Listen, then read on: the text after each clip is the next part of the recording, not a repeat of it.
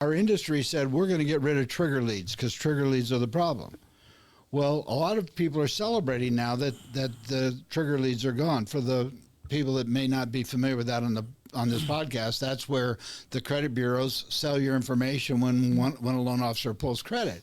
Well, now we're down to the servicer can contact them, their bank can contact them, the originating company that the loan was funded through can contact them, and the loan officer can contact them.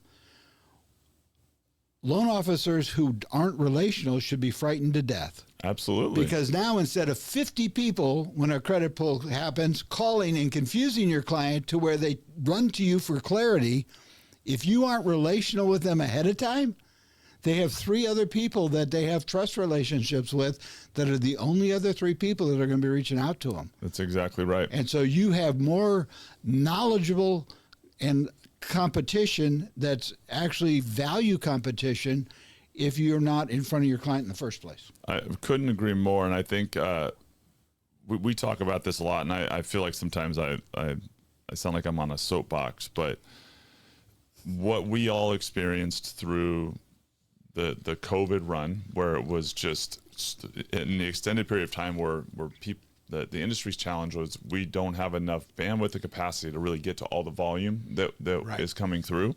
It led to bad habits with a lot of originators not understanding, and this goes true with real estate agents as well.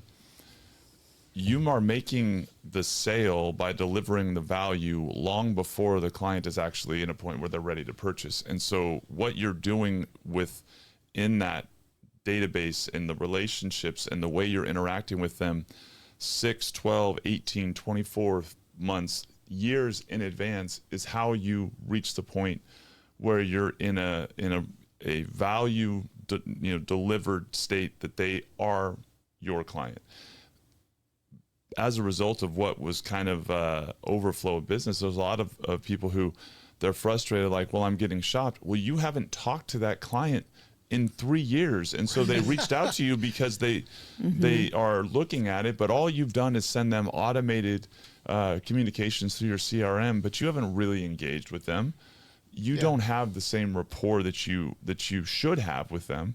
So we are really emphasizing bringing it back to how are you delivering value to them with zero expectation of them being an active borrower at this moment in time or referring you business.